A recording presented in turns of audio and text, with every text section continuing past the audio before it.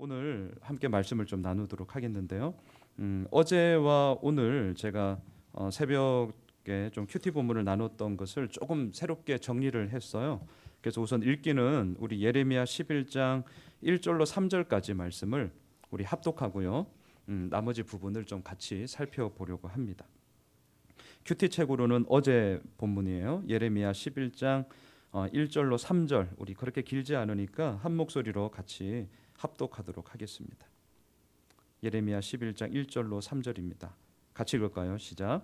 여호와께로부터 예레미야에게 임한 말씀이라 이르시되 너희는 이 언약의 말을 듣고 유다인과 예루살렘 주민에게 말하라.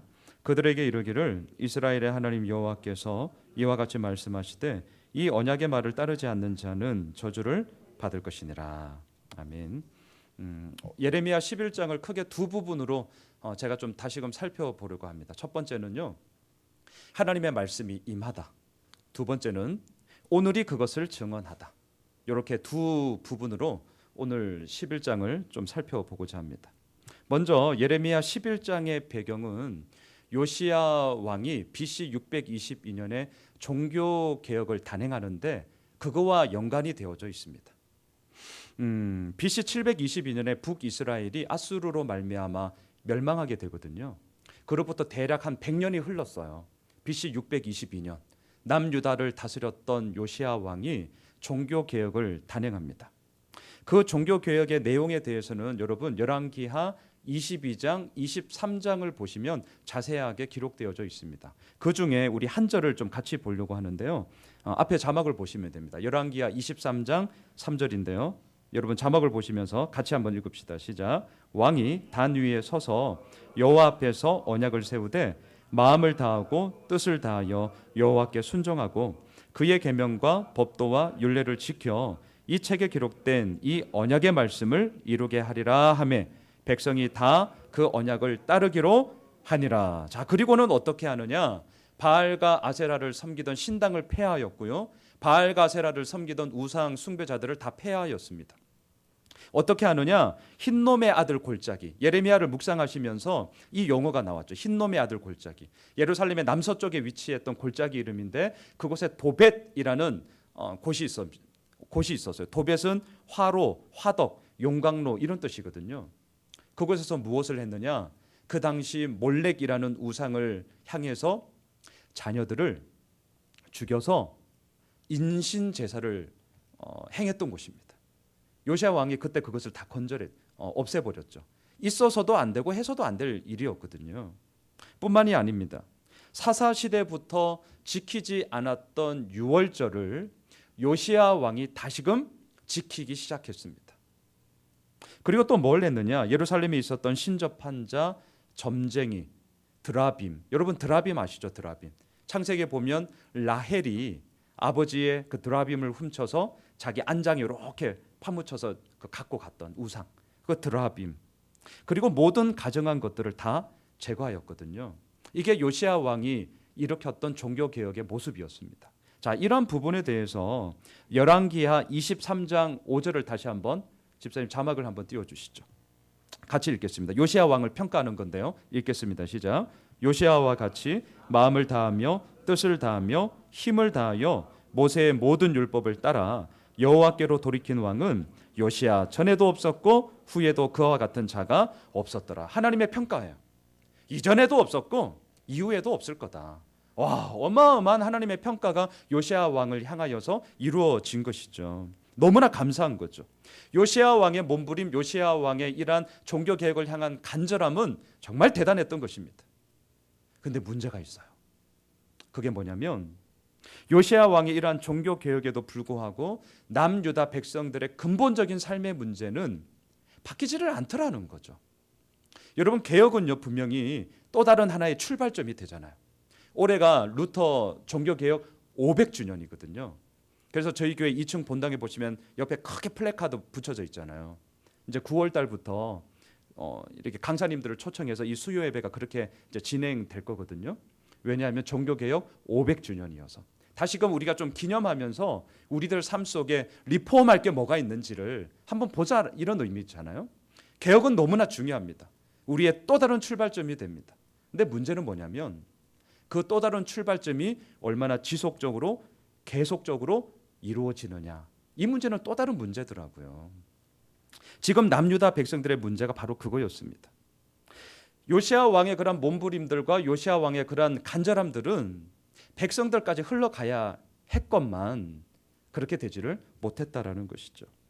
자, 이러한 상황에서 지금 예레미야 선지자가 하나님의 말씀을 전하고 있고, 특별히 오늘 우리가 살펴보고자 하는 11장은 이러한 정황 가운데서 이루어지는 하나님의 말씀 선포입니다. 그래서 제가 먼저 지금 배경을 좀 말씀을 드리는 것인데요. 자, 그런 가운데 우리의 머릿속으로 좀 생각을 하셔야 돼요. 요시야 왕의 종교개혁이 막 일어나고 있는데 백성들의 실상은 no. 지금 이런 격차가 어마어마한 갭을 가지고 있는 상황에서 예레미야가 외치고 있습니다. 오늘 본문 1절을 다시 한번 보시죠. 예레미야 11장 1절입니다. 읽겠습니다. 시작. 여호와께로부터 예레미야에게 임한 말씀이라 이르시되. 예레미야에게 하나님의 말씀이 임했습니다. 예레미야가 만든 게 아니더라고요. 예레미야 본인의 생각을 주장한 게 아닙니다. 예레미야에게 하나님의 말씀이 임했습니다. 그리고 그 임한 말씀 때문에 예레미야는 선포할 수밖에 없었습니다. 사랑하는 성도 여러분, 하나님의 말씀은 임하는 것입니다. 우리 교회가 2015년부터 계속해서 큐티를 강조하고 있잖아요. 지금 이제 3년째 이렇게 줄기차게, 이게 중요해요. 줄기차게 계속해서, 이게 힘이거든요. 이게 어렵습니다. 여하튼 줄기차게 하니까 책은 많이 팔려요. 책은 엄청나게. 우리들 교회 제가 조금 이렇게 관련이 되어져 있거든요. 가끔 얘기하면 우리들 교회가 예수학량교회가 제일 많이 이렇게 큐티책 구입을 해요. 너무 좋은 거죠. 너무 고무적인 거죠. 근데 중요한 건 뭐죠? 사갖고 가긴 가는데 이제 하느냐는 또 다른 문제지만, 그래도 이렇게 신방을 하거나 여러 많은 분들을 좀 만나면서 대화를 나누면 그래도 꾸준히 하고자 하는 분들이 많이 조금씩 늘어나고 있으면 분명합니다. 너무나 좋은 거죠. 자, 큐티가 왜 중요하죠? 큐티를 도대체 왜 해야 되는 거예요? 많은 대답이 있을 것입니다. 하지만 오늘 본문의 근거에서 큐티가 왜 중요하며 큐티를 왜 해야 되느냐에 대한 당위성에 대해서 저는 이렇게 말씀하고 싶어요. 큐티는 나에게 하나님의 말씀이 임하는 시간이기 때문에 그렇습니다. 하나님의 말씀이 임하는 시간이기 때문에. 오늘을 살아가는 우리에게 하나님의 말씀이 임해야 되잖아요. 이것은 날마다이더라고요. 어제 되었다고 해서 오늘 됩니까? 그건 모르죠. 아무도 모르죠.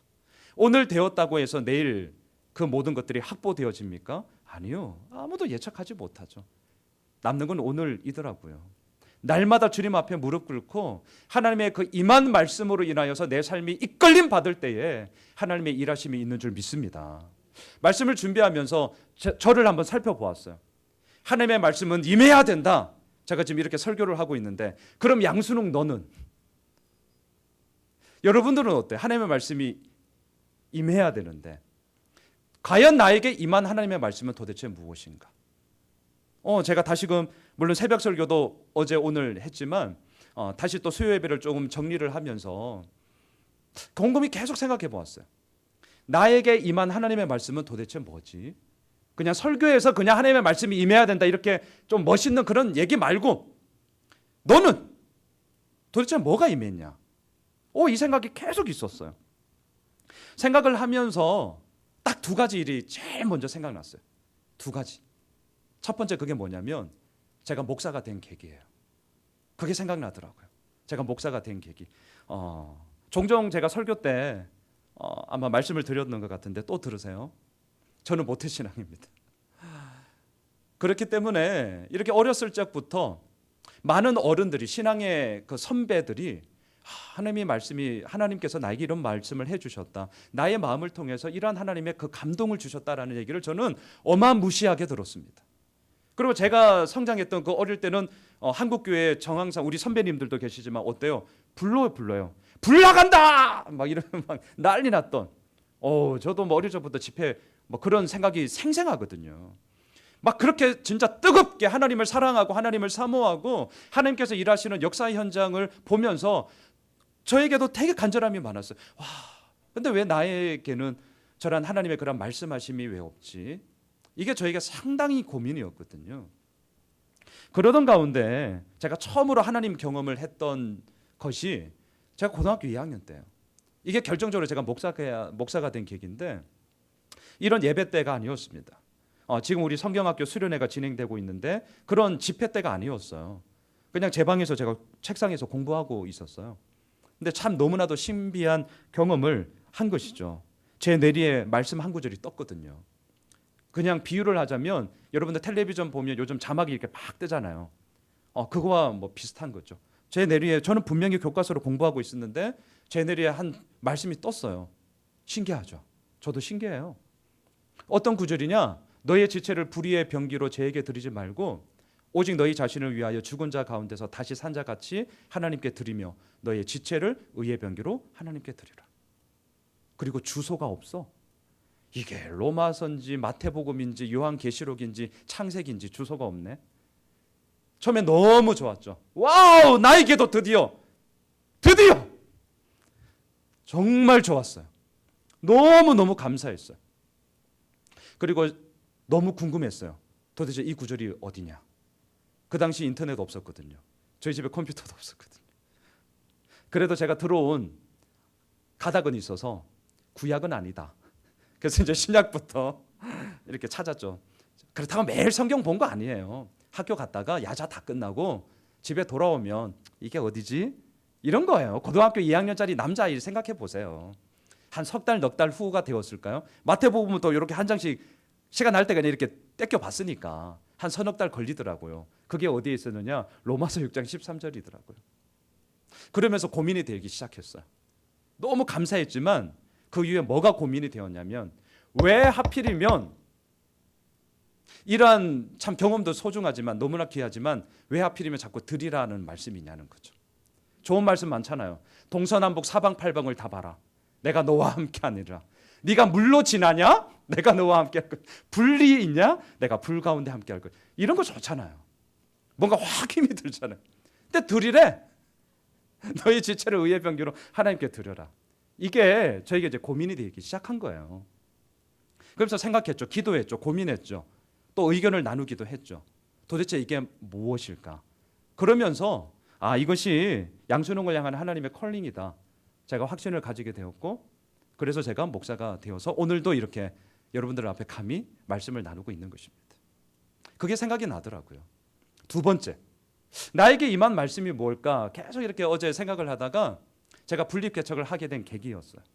제가 작년 12월 31일 송구 영신 예배 때도 이 말씀을 제가 선포식하면서 드렸지만 2015년 11월이었습니다. 담임 목사님이랑 동호정에서 둘이 점심 식사했거든요. 이런저런 얘기하는 가운데 저에게 숙제를 내주셨어요. 양 목사, 이제 앞으로 어떻게 할 거야? 분립개척을 할래? 아니면 다른 기성교회가 있잖아요. 그러면 뭐 청빙을 받아서 갈 수도 있으니까, 아니면 청빙 받아 갈래? 아니면 그냥 나랑 같이 예수 하나님교회 그냥 쭉 있을래? 한번 기도해 보면서 또 앞으로의 그런 일들을 좀 계획하면 좋겠다. 그러셨거든요. 그래서 뭐 알겠습니다. 그리고 저도 더 기도해 보죠. 그리고 기도했어요. 새벽마다 기도하면서 어떤 것이 하나님의 이끄심일까? 저도 잘 몰랐거든요. 그러던 가운데 2015년 11월 23일이었어요. 제가 어떻게 이렇게 정확하게 아냐? 제 큐티책에 있거든요. 그때 우리가 묵상했던 말씀이 빌립보서 말씀이에요. 빌립보서 2장 22절 말씀을 통해 저는 분립개척을 해야겠다라는 마음의 확신을 가지게 되었습니다. 그 구절이 뭐냐면 제가 읽어드릴게요. 디모데의 연단을 너희가 안하니 자식이 아버지에게 함같이 나와 함께 복음을 위하여 수고하였느니라. 이 말씀을 묵상하면서 그때 제가 큐티 여백, 우리 큐티 여백이 있잖아요. 그때 제가 뭐라고 적었냐면 제가 그대로 타이핑했어요. 한번 들어보세요. 그 아버지의 그 아들, 그런 아버지가 되고 싶다. 하지만 그런 아버지가 되기 전에 먼저 아버지를 닮아가는 아들이 되어야 한다. 그날 제가 큐티 여백에 썼던 글귀예요.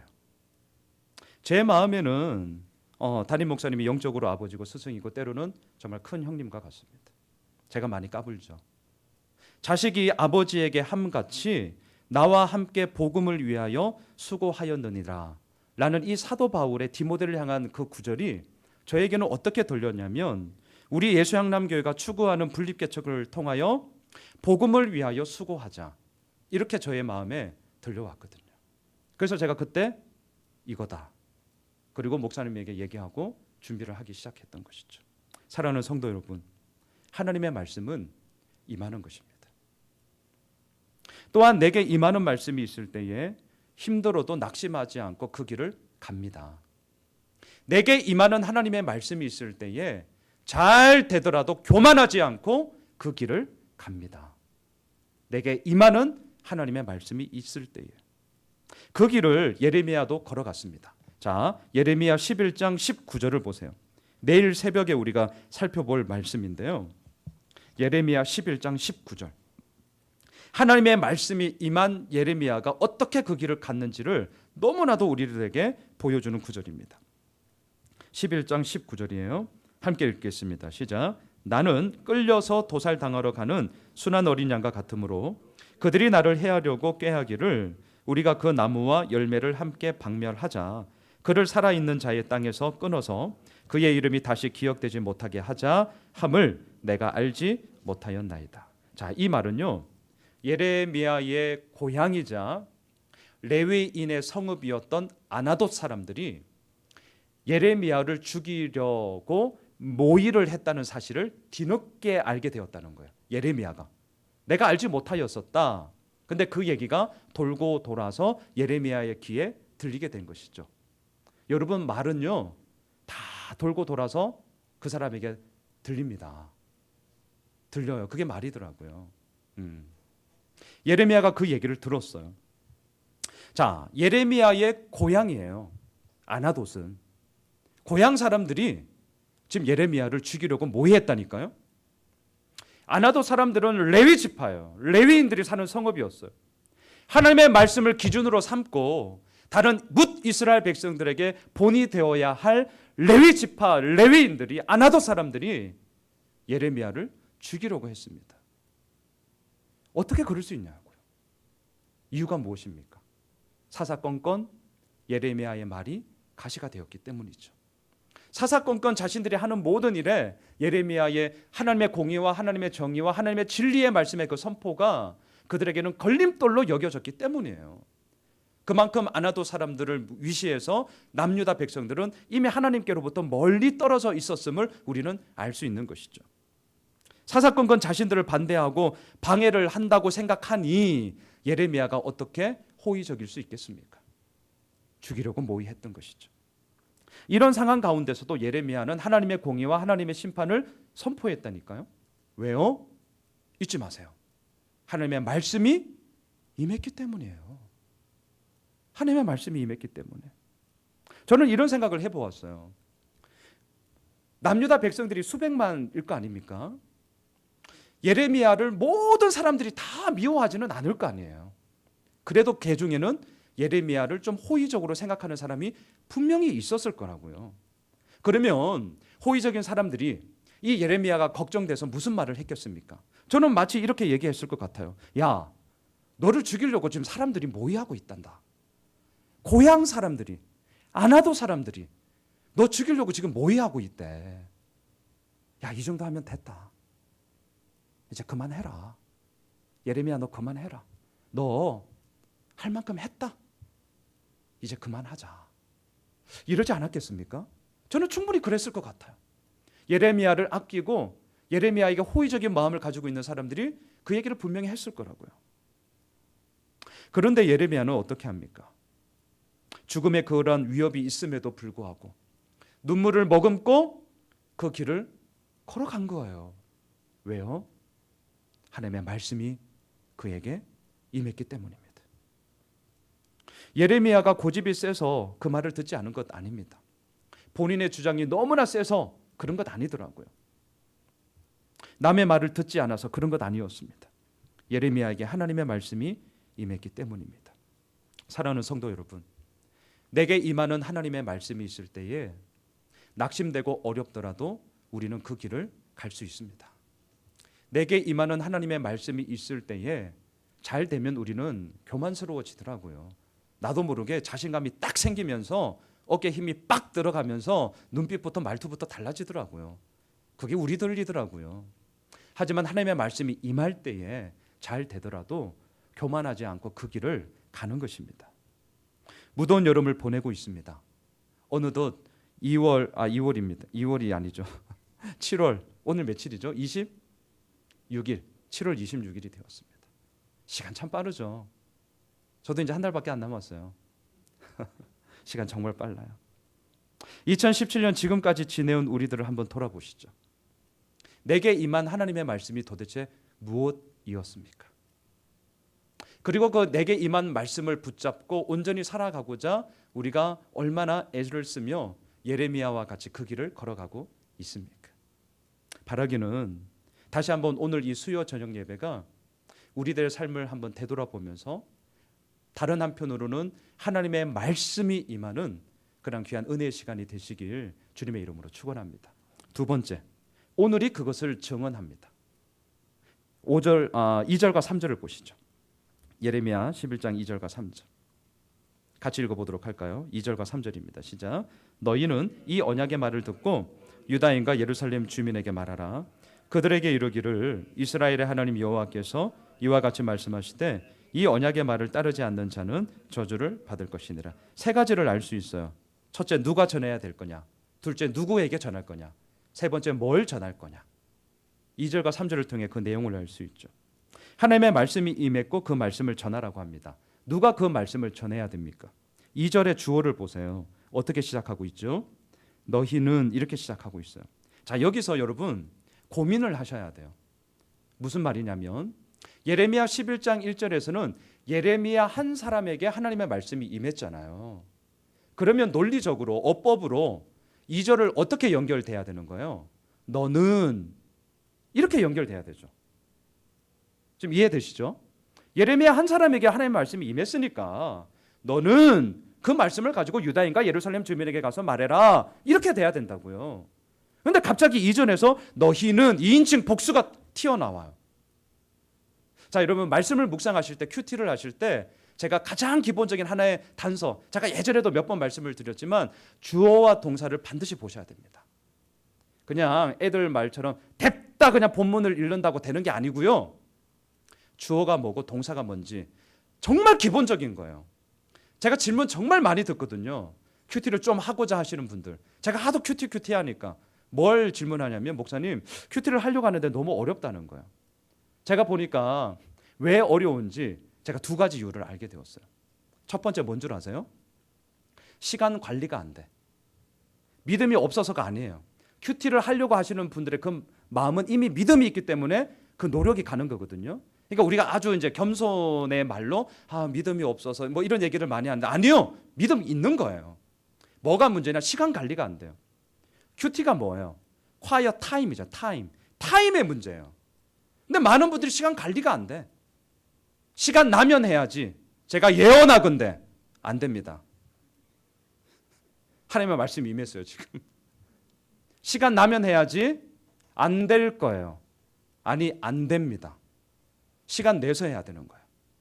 하나님과 만남의 그 시간을 가지는데 연애할 때 몇 번이고 만나는 거 약속하면서 저희들이 신방 스케줄 잡을 때도 몇 주 전에 잡거든요. 왜? 서로 바쁘니까.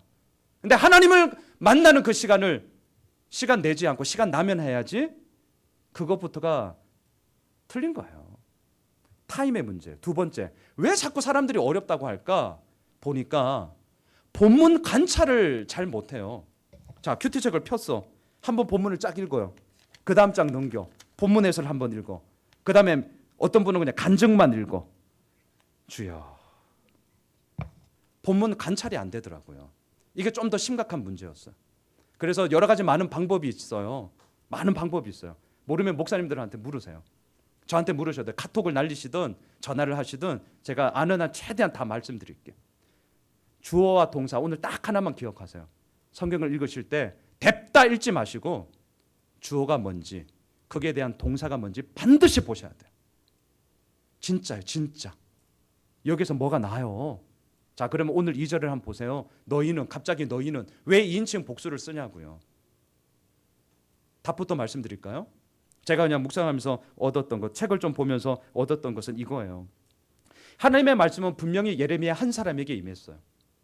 하지만 예레미야가 활동하던 그 남유다 그 많은 그 지역에 예레미야만이 있었던 것이 아닙니다. 다른 여타의 선지자들과 다른 여타의 하나님을 향한 믿음의 사람들이 있었어요. 예레미야에게 임했던 그 하나님의 말씀을 동일하게 서로 나누어 가짐으로 말미암아, 함께 그 말씀 앞에 섬으로 말미암아 하나님을 향하여서 열심을 가지고 하는 그 사람들이, 그들이 서 있는 곳에서 하나님의 말씀을 전해야 한다는 거예요. 한 사람이 일을 할 수 있습니다. 하지만 한 사람이 모든 일을 다 할 수는 없습니다. 저는 이제 9월이면 예수 호메실 교회 시작합니다. 많은 분들이 계속해서 함께 동참해 주셔서 참 감사해요. 저 혼자 할 수 없어요. 공간 지금 인테리어 하고 있거든요. 어제도 우리 몇몇 분들이 같이 오셔서 정말 많은 의견들을 내주셨어요. 저는 사실 그런 쪽 잘 모르거든요. 저보다 훨씬 더 많은 지식을 가지고 있고 경험을 가지고 계신 분들이 얘기를 해주니까 일이 점점 더 매끄럽게, 지혜롭게, 원활하게, 효과적으로 진행이 되더라고요. 여러분, 이게 비단 한 공간을 채우는 인테리어만의 일입니까? 아니요. 우리의 가정은 어떻습니까? 우리들의 직장은 어떤가요? 자녀 양육은 어떤가요? 하나님과의 관계는 어떤가요? 이게 다 연관이 되더라고요.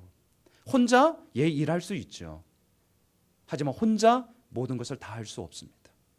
지금 하나님은 남유다 백성들, 패악 무도한 남유다 백성들에게 예레미야를 위시하여서 그와 함께 활동하던 그 동시대에 있던 하나님의 사람들에게 임한 그 말씀을 전하라는 거예요. 누구에게? 2절에 보니까 남유다 백성들과 예루살렘 주민들에게. 왜요? 하나님을 떠났거든요. 우상 숭배를 하고 있거든요. 무엇을 전해야 됩니까? 2절과 3절에 보면 두 번 반복되는 단어가 있어요.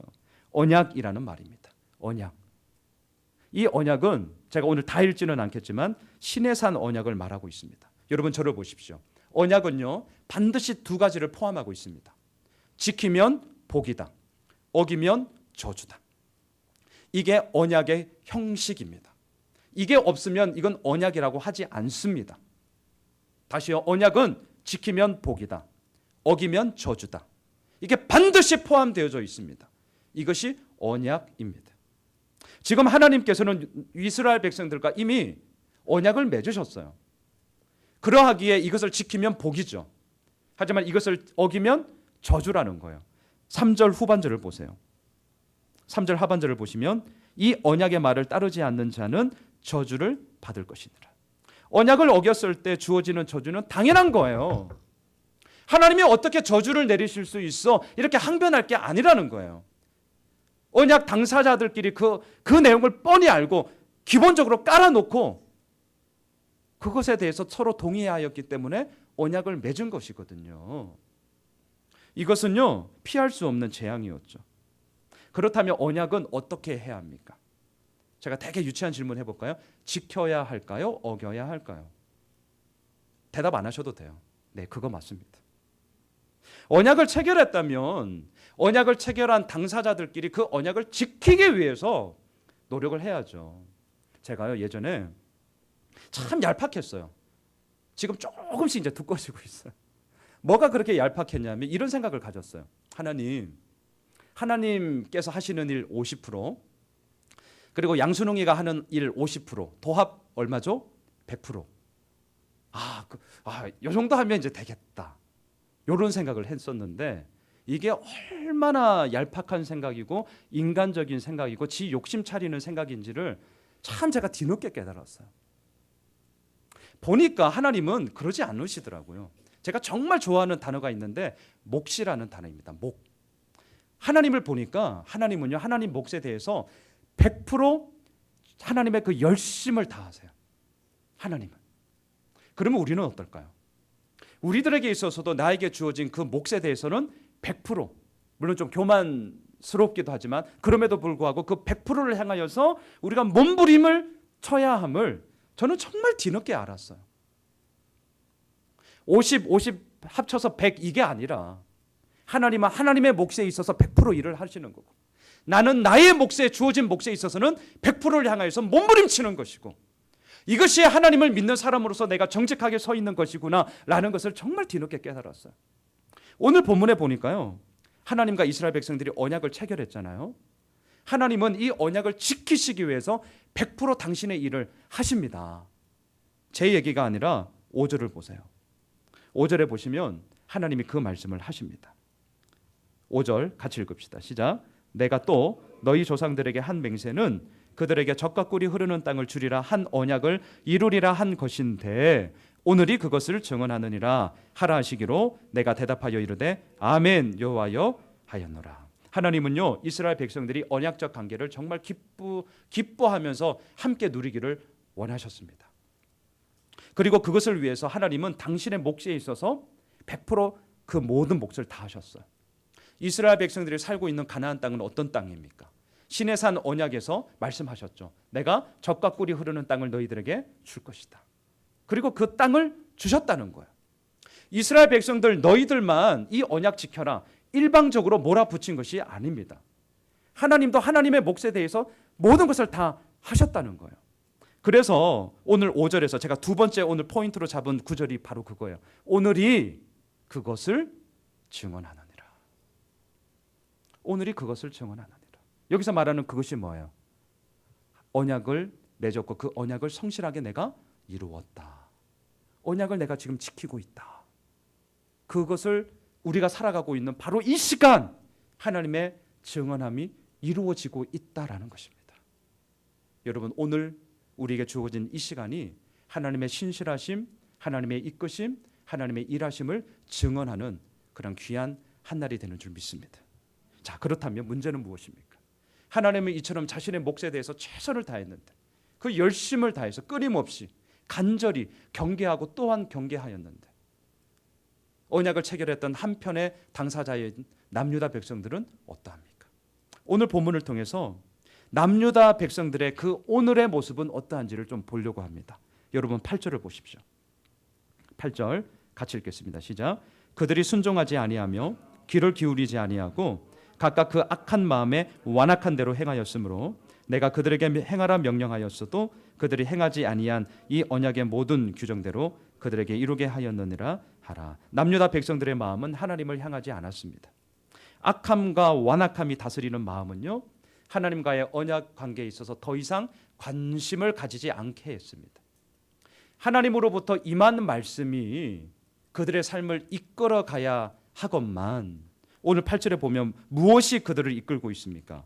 그 악한 마음의 완악함이 그들을 이끌어가고 있었습니다. 이것이 남유다 백성들의 오늘의 삶이었어요. 이것만이 아니더라고요. 자, 9절과 10절을 계속해서 읽겠습니다. 함께 읽을까요? 시작. 여호와께서 또 내게 이르시되 유다인과 예루살렘 주민 중에 반역이 있도다. 그들이 내 말 듣기를 거절한 자기들의 선조의 죄악으로 돌아가서 다른 신들을 따라 섬겼은즉 이스라엘 집과 유다 집이 내가 그들의 조상들과 맺은 언약을 깨뜨렸더라. 여러분 9절과 10절에 나오는 단어들을 보세요. 반역이 나오죠. 반역. 반역이라는 단어는 폭동, 반항, 음모라는 뜻을 가지고 있습니다. 이 말은 어느 몇몇 사람들만의 문제가 아니라 지금 남유다 백성들의 전반적으로 행행하고 있는 의도적인 죄악과 범죄가 얼마나 심각했는지를 우리들에게 보여주는 단어입니다. 그들에게 반역이 있었다. 즉흥적인 결과가 아니라는 거예요. 아주 심사숙고하면서 아주 오래된 그들의 의도적인 행위였다라는 겁니다. 이것만이 아니에요.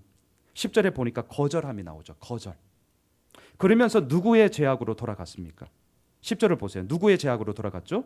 자기들의 선조의 죄악으로 돌아갔습니다.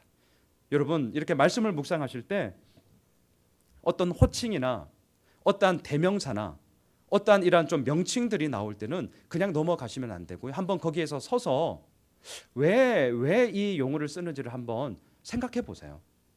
어려우면 목사님들한테 여쭤보면 되잖아요. 그러니까 거기에 서서 한번 생각을 해보시라고요. 자, 왜 선조의 죄악으로 돌아갔다라고 할까요? 이것은 남유다 백성들의 반역이 얼마나 오래되었고 얼마나 고질적인 병인가라는 것을 우리들에게 보여주는 거예요. 자, 반대로 이들의 죄악이 당시대 그 당대의 사람들만의 문제였다면 성경은 어떻게 기록될까요? 너희들의 죄악으로 돌아가서 이렇게 될 거야. 그렇죠? 그런데 선조의 죄악으로 돌아갔다라고 얘기해요. 얼마나 오래됐고 얼마나 고질적이고 얼마나 이 병폐가 뿌리 깊은지를 우리들에게 지금 보라는 거예요. 예레미야 11장을 읽고 있는 너희들이요, 이걸 보라는 거예요. 그러면서 우리들에게 도전하는 거죠. 너희들은 어디로 돌아갈래? 지금 어마어마한 도전을 우리들에게 하고 있는 거예요. 너희들은 도대체 어디로 돌아갈래? 자, 돌아갔어요. 그 결과가 무엇입니까? 다른 신들을 따라 섬기는 것이고 언약이 깨어져 버린 것이죠. 이게 남유다 백성들의 오늘의 삶이었어요. 더 봅시다. 13절을 보세요. 13절 같이 읽을까요? 시작. 유다야, 내 신들이 내 성읍의 수와 같도다. 너희가 예루살렘 거리의 수대로 그 수치스러운 물건의 제단 곧 바알에게 분향하는 제단을 쌓았도다. 호칭이 나옵니다. 유다야. 하나님이 이제는 직접 남유다 백성들을 향하여서 그들의 이름을 부르십니다. 유다야. 이 이유가 무엇입니까? 남유다 백성들로 하여금 자신들의 문제를 직면하라는 거예요. 우리들에게도 하나님이 부르십니다. 순홍아, 누구야? 우리들의 삶의 문제에 있어서, 지금 삶의 정황에 있어서 내가 봐야 할 것을 못 보고 있을 때 하나님은 우리들에게 말씀하십니다. 누구야? 너 자신을 똑바로 보라는 거예요. 그러면서 유다 백성들이 살아가는 성읍의 수만큼이나 우상이 가득했고 예루살렘 도시의 거리의 그 수만큼이나 바알을 섬기는 우상의 그 제단이 쌓여 있었다라는 것을 지적하고 있습니다. 저는 이렇게 한번 질문해 보았습니다. 왜 이렇게 많은 우상들을 섬겼을까요? 왜 이렇게 많은 바알을 섬기는 제단을 쌓았을까요? 여러 많은 이유를 댈 수 있겠지만 가장 근본적인 것은 이거라고 저는 생각합니다. 우상 숭배를 통해서 그들의 안녕, 그들의 번영, 소위 말하는 부국 강성을 이룰 수 있을 것이다. 결국 뭐예요? 한마디로 자기 배 채우기입니다. 눈에 가시적이잖아요. 하나님 안 보이잖아요. 사람은 눈에 보이더라고요. 요즘 저의 숙제가 그거예요. 하나님이 안 보여요. 눈에 안 보여. 계신 것을 믿지만 눈에 안 보여요. 근데 사람이 자꾸 눈에 보여요. 요즘 제 숙제가 뭔 줄 아세요? 정말 사도 바울의 그 몸부림처럼 하나님을 기쁘게 하랴, 사람을 기쁘게 하랴. 와, 그게 달라요. 차원이 달라요. 제가 좀 달라지는 것 같아요. 여러분, 오늘 하나님께서는요, 남유다 백성들에게 우상 숭배하고 있는 이 백성들에게 뭘 얘기하냐면 13절 중반을 한번 보세요. 우상 숭배는 곧 수치스러움이다라는 말을 하고 있어요. 보이십니까? 그 수치스러운 물건의 제단 곧 바알에게 분향하는 제단을 쌓았도다. 수치스러움 이퀄 바알을 분향하는 제단. 다시 말할까요? 수치스러움 이퀄 우상 숭배. 우상은 우리들의 신뢰의 대상, 우리들의 존경의 대상, 우리들의 믿음의 대상이 아니라 우상은 뭐예요? 수치스러운 물건이라는 거예요. 하나님이 정확하게 지적하십니다. 우상은 수치스러운 물건이에요. 고로 우상을 섬기면 섬길수록 우리들의 삶 가운데는 뭐만 쌓여요? 신뢰, 존경, 경배, 찬양이 쌓이는 것이 아니라 수치스러움만 쌓인다는 것이죠. 그런데 그것을 남유다 백성들은 몰랐습니다. 우리 하나만 더 보고 제가 말씀을 좀 정리하고자 합니다. 15절을 보십시오. 남유다 백성들의 오늘의 삶이 어떠한지를 너무나도 여실하게 보여주고 있는데요. 15절입니다. 함께 읽을까요? 시작. 나의 사랑하는 자가 많은 악한 음모를 꾸미더니 나의 집에서 무엇을 하려느냐? 거룩한 제물고기로 내 재난을 피할 수 있겠느냐? 그때 내가 기뻐하겠느냐? 여러분 같으면 기뻐하겠습니까? 기뻐하겠다라고 말하는 사람은 죄송하지만 미친놈이죠. 그거는 하나님이 아니죠. 아니 어찌 잘못된 것을 나에게 바치는데 그것을 기뻐합니까? 그렇게 될 수가 없는 것이죠. 저는 이 구절을 보면서 사실 너무 슬펐어요. 왜냐하면 15절의 시작이 어떻게 됩니까? 나의 사랑하는 자가. 여러분 이 구절에서 한번 잠깐 멈추어서 보십시오. 나의 사랑하는 자녀를 한번 생각해 보십시오. 나의 사랑하는 남편, 나의 사랑하는 아내를 생각해 보십시오. 멀리 갈 것도 없어요. 나의 사랑하는 아내를 생각할 때 나의 사랑하는 아내가 그 다음 이어지는 말들이 뭐가 되어져야 될까요? 나와 함께 기뻐하는도다. 나와 의견을 나누는도다. 나와 함께 그 믿음의 여정을 걸어가는도다. 이게 이 나의 사랑하는 자라는 말에 너무나도 합당한 삶의 열매들이잖아요. 이렇게 돼야 되잖아요. 이게 진짜 사랑이잖아요. 그런데 너무 슬펐던 것은 뭐냐면 하나님은 나의 사랑하는 자가, 하나님의 그 사랑은 끊임없이 계속해서 이루어지고 있는데 그 사랑을 이미 받은 남유다 백성들은 그 사랑을 저버려도 어떻게 이렇게 저버릴 수 있냐고요. 뒤에 나오는 그들의 삶의 열매가 뭐예요? 많은, 그것도 많대요. 적은 것도 아니야. 많은 악한 음모를 꾸미다니. 여러분 이 두 말이 지금 충돌하고 있는 거예요. 예레미야 11장의 본문의 배경이 이 두 말이 충돌하고 있는 거예요. 남유다 백성들의 삶 가운데 이 두 단어가 충돌하고 있는 거예요. 하나님은 지금도 오늘 우리들에게 말씀하십니다. 나의 사랑하는 자야, 나와 함께 기뻐하자. 나의 사랑하는 자야, 나의 그 믿음의 여정을 함께 걸어가자. 나의 사랑하는 자야, 내가 너와 함께한다. 네 주님 감사합니다. 그 믿음의 여정을 정말 걸어가고 싶습니다. 이렇게 돼야 되죠. 하지만 이것을 믿지 못하니까 어때요? 우리들의 삶의 열매가 무엇이 있습니까? 많은, 그것도 악한 음모가 꾸며지더니 하나님을 신뢰하지 못함이죠. 하나님을 의지하지 못함이죠. 우리들의 싸움이 무엇입니까? 이 15절의 충돌이에요. 나의 사랑하는 자가, 하나님은 끊임없이 말씀하시는데 나는 그것을 못 믿으니 내 삶 속에 많은 악한 음모를 꾸미면서 내가 어떻게 해보려고 하는 이 싸움, 이것이 지금 충돌하고 있는 것이죠. 자, 그러한 모습으로 나의 집에서 무엇을 하려느냐? 뭘 하고 있습니까? 거룩한 제물 고기로 내 재난을 피할 수 있겠느냐? 예루살렘 성전에 갔습니다. 번드르란 성전에 갔습니다. 그리고 정말 그 규정에 따라서 흠없는 거룩한 제물, 그 고기를 드렸습니다. 형식적으로는 맞습니다. 틀린 것이 없습니다. 하지만 중요한 것은 무엇입니까? 그 드리고 있는 자의 마음이 이미 틀려 먹었습니다. 겉으로 보기에는 그럴싸하죠.